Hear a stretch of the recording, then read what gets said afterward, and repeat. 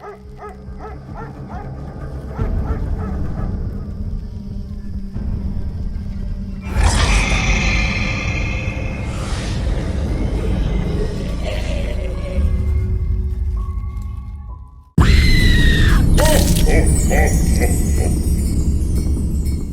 course, I knew what they had done.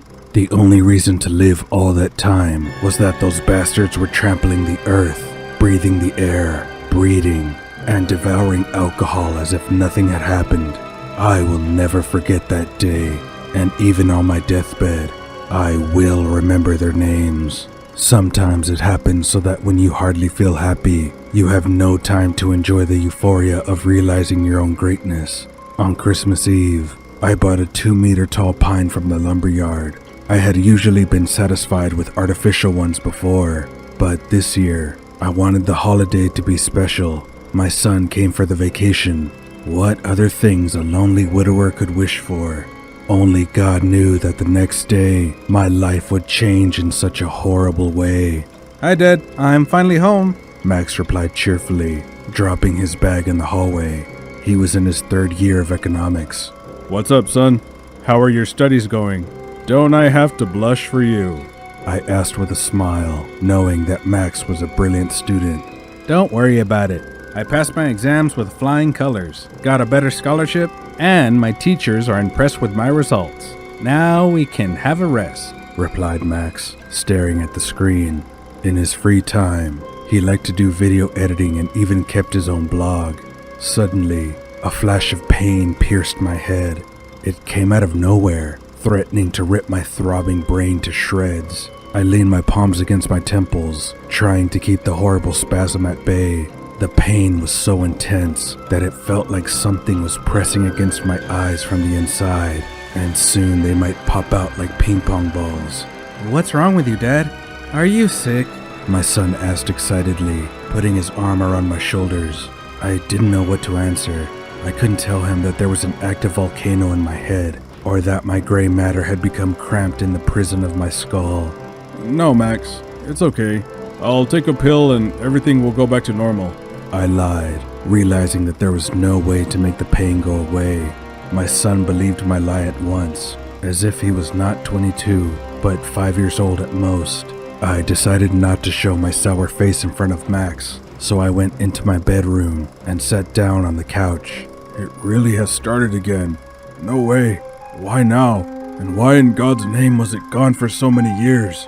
The thoughts swirled through my inflamed mind, leaving a painful, bleeding scratch in their wake. I felt the hairs on my head stir, and a wave of trembling ran through my body. "That's right. It's happening again. God, give me the strength to handle it." I first knew that there was something wrong with me back in high school. That was when we used to skip classes with my friend, hanging around the ruins of the old blocks of flats. We loved the dusty corridors in the abandoned apartments. We could smoke without fear of being seen by adults, or we could shoot at passing cars with a slingshot. The construction site was full of pleasant activities and opportunities. That day, I had a terrible headache, so I accepted David's offer to skip chemistry class. We went to our place, as usual. As we approached the majestic building of a bygone era, someone seemed to stab a red-hot needle into my brain. The ruined house seemed to mock me, grinning its front door mouth and bulging its unglazed eyes. "Are you okay?" asked David. I lied that I was fine, though I actually felt horrible. My friend was seriously engaged in gymnastics and often performed various tricks. He would walk over the railing of a bridge on his hands, or do somersaults on the edge of a roof. I think that's called parkour now, if I'm not mistaken. And today he decided to jump over the crack between the floors. The floor slabs there had partially collapsed, forming a decent gap. "Don't do that. Everyone already knows you're tough," I said, wrinkling in pain. "Come on, Wine. Watch how I do it," said the guy, and threw his body forward. Perhaps if David had done it another time, everything would have worked out properly. But that morning, he wore boots instead of loafers. One of the laces came undone, and a treacherous worm wriggled under his feet. At the edge of the abyss, he stumbled, losing the acceleration. He lacked 10 inches to grasp the rough surface of the slab. desperately trying to grab onto the air. My best friend collapsed from the height of the 5th floor down. I heard only a rumbling sound, as if a bag of flour in a state of free flight had fallen from a heavenly mill. My head threatened to burst into pieces. I cautiously approached the edge of the rift and saw a horrible sight. David was writhing below, strung on the rusty bars of rebar like a whale harpooned by a whaler. What I saw made me dizzy and unconscious. It seemed to me that I had been in oblivion only for a second, but I had no idea how wrong I had been. They didn't find us until the evening, when my worried parents sounded the alarm. I lay at the edge of the fall for half a day. To my surprise, the terrible pain stopped and went away as if it had never happened. The death of a friend was very hard for me. My family even had to hire a psychologist to keep me from going crazy with guilt. The second time I encountered the pain was during army training. At a tactical shooting exercise, we were provided with 3 rounds of ammunition. We opened fire on the targets. The roar of volleys still sounds in my ears as if it were yesterday. Our company shot well, but a damn migraine plagued me for the whole day. A little later, our fellow came up to us in the smoking room. We didn't know then that he had received sad news from home. His mind went blank, and he decided to go into the next world while making sure to take us with him. He screwed the fuse into the grenade and pulled the pin. The powerful explosion blew up everything around it. Glass shattered into millions of pieces. Hands, heads, and other body parts were scattered everywhere, as if the demon-possessed pathologist had deliberately arranged them to make sure he didn't miss anything.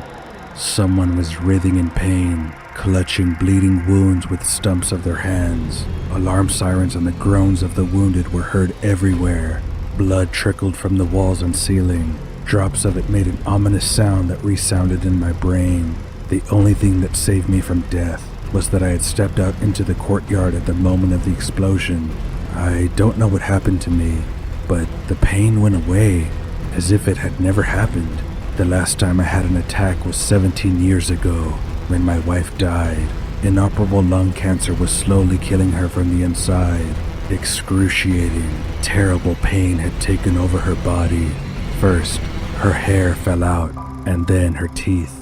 When she coughed, blood flew out of her painful mouth more and more often, and I always wondered how much of it was in the tiny woman's body. In the most incomprehensible way, it appeared everywhere, on the sink, on the floor, in the bathtub. I will remember the day she died forever. My head was a lump of pain. It felt like my brains were going to come out of my ears like bloody pasta. My wife was screaming to the whole house. I covered my ears with my hands, but I could still hear her moans. Having learned from bitter experience, I knew that when the spasm in my brain stopped, Irina would die. I had no idea who cursed me with that infernal barometer embedded in my skull, and so it happened. I had lost my beloved wife, and now I was terrified that the pain had returned again. Who would be touched by death's clawed paw this time? Trying to distract me from my gloomy thoughts, I decided to decorate the Christmas tree. The holiday was coming, and I needed to be in a positive mood. As I grabbed the tree by its trunk, I yanked my hand back in fright and screamed. My fingers were stained with something sticky. I looked closely and numbed with horror. There was blood on them, thickened to a state of jelly. It gave off a disgusting smell that made me instantly sick.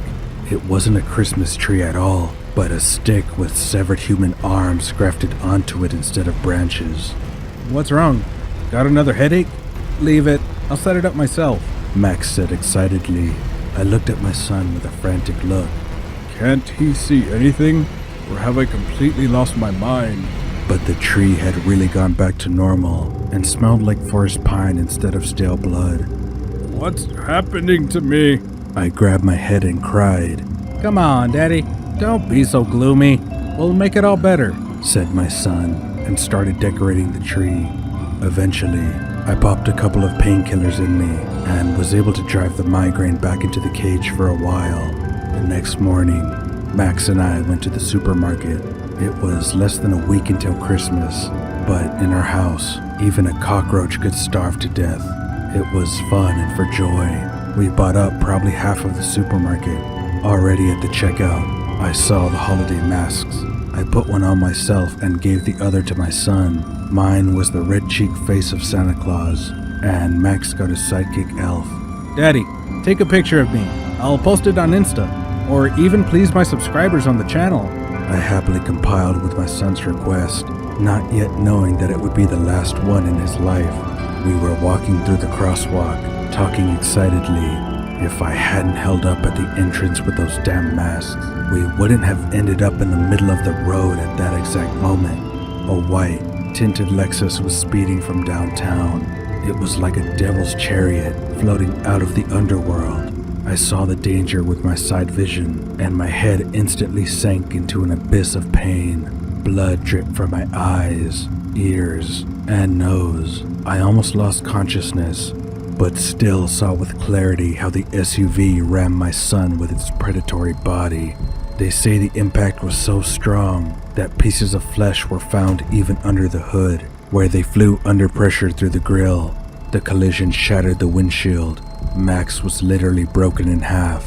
His spine turned to jelly, shattered in the most inconceivable places. Blood rushed from the severed veins and arteries. I learned later that the Lexus had no braking distance at all. The bastards simply jammed the gas pedal to the limit and, after killing themselves with drugs, set off to crush people. They fled the scene without even slowing down. Lying on the pavement, I saw the SUV disappear into the stream of cars. Hide and seek was quick for those bastards.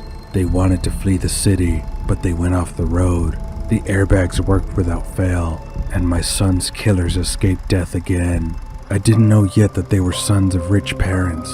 While I was seeking revenge during the trial, they were using all their resources to try to get out of it. Inexplicably, Max's blood was found to have a heavy dose of alcohol in it. The gears launched by the rich parents spun at full speed, and soon they found witnesses that my son was drunk at the time of the accident and was crossing the street in the wrong place. Also, the pockets of his jeans were allegedly full of drugs. This is bullshit! I shouted at the courthouse. No one cares about other people's grief, as they say. Realizing that everyone was against me, I decided to do my own justice, and now I'm already next to these bastards and intoxicated with revenge. I see myself as if from the sidelines. I hope that Max is looking down at me now and nodding approvingly. A movie like this would probably please his fractured, lifeless body. The Christmas maniac was pacing the room, feeling like he was the master of the situation. Well, let's start with you first, he said to the boy lying on the floor and dragged him to the table. There he deftly, as if he had been cutting cattle all his conscious life, separated the head from the torso. Alex and Elliot, who were watching the scene, squeezed their eyes shut so as not to see this awful scene. I'll repeat the question. What did you do a year ago last December? The Ripper in the Christmas costume asked in a measured tone, and again the answer was silence. Well, then I guess we'll go on, said the man, and laughed gruffly. The boys watched in hysterics as he shifted the bloody mace from hand to hand and moved toward them. There was nowhere to run. They were cornered. Alex, despite a broken arm in the joint, intended to fight to the end. He wrapped his healthy hand around the leg of a table and prepared to fight what would probably be the last fight of his life. Bloody Santa grinned slightly and lunged at them like a hungry tiger. Elliot tried to yank himself to the side, dashing into the interior of the house, but the murderous grandpa grabbed his aching body by the waist, lifted him up, and slammed his head as hard as he could against the floor. Not long ago, his mind was full of ideas and thoughts, but now it sprawled across the floor like overcooked jelly. Realizing what fate awaited him now, Alex shouted with all his might. I remember. Exactly 1 year ago, we hit a guy at a crosswalk. He died of his wounds. We were drunk. We didn't mean to. That's better, the killer said, and pulled the blood-soaked beard off his face. Then he threw off his hat and coat. Beneath them was a stout-looking man with a face covered with sores and bloody blackheads. Did you know, you scum, that Max was my son? His mother died of cancer, and I raised him alone. He was the dearest person I ever had in my life. Now, I'll take your life instead," the stranger said, clutching a kitchen knife in his hand. Suddenly, the room was illuminated by the powerful spotlight, and someone's assertive voice ordered, "Lay down your weapons! The house is surrounded! You won't get out of here alive!" The killer grinned nervously and clenched his teeth tighter. He was prepared for such an outcome and wasn't afraid of death. The fear he had experienced a year ago couldn't compare to anything he had experienced before or after his son's death. Those moneybags tried to shove a tidy sum of money at him to hush up the case, but he angrily rejected their offers, crying out for justice. As if in mockery, the pressured judge gave them an acquittal verdict. The dirty lawyer provided an alibi, and the medical examiner confirmed under oath that his son had been drunk at the time of the accident and had crossed the street in the wrong place. At his son's grave, he swore that he would punish each and every one of them. Now on the Christmas tree, instead of toys, hung the heads of all the participants in the crime and those who covered them. Few people know, but the boy's father traveled to a distant village to see a hereditary witch. It was rumored that she could help in any delicate matter. With difficulty, he got to see her and told her the essence of his request. She listened attentively and told him that from now on, he had only one way to go: revenge. The witch suggested that he perform a ritual, after which the grief-stricken father would become a tireless, vengeance demon obsessed with only one goal: to destroy his son's offenders. The ritual turned out to be creepy. After a spell in a language he didn't understand, the inconsolable father had to drink the blood of a dead virgin mixed with goat droppings and toad blood. As soon as he drank the infernal mixture, he felt an overwhelming urge to kill. From now on, he knew no rest, no sleep, and no hunger. Like a wolf, he followed the trail of a wounded sheep, knowing that at the end he would drink its blood. He wanted to rip and tear at his attackers until they begged for death themselves. The police decided to assault the house. Bloody Santa realized everything. He grabbed the last surviving murderer of his son and rushed to the exit. Behind the door, he was met by a hail of bullets that instantly riddled both of the killers. They fell to the blood-soaked floor almost simultaneously, as if intent on stepping through the gates of hell, holding hands. The girls who had taken shelter behind the police cars screamed shrilly, but the man could no longer hear the screams. He was lying there, staring into the sky, smiling. Only one last phrase came out of his mouth. "I did it, son."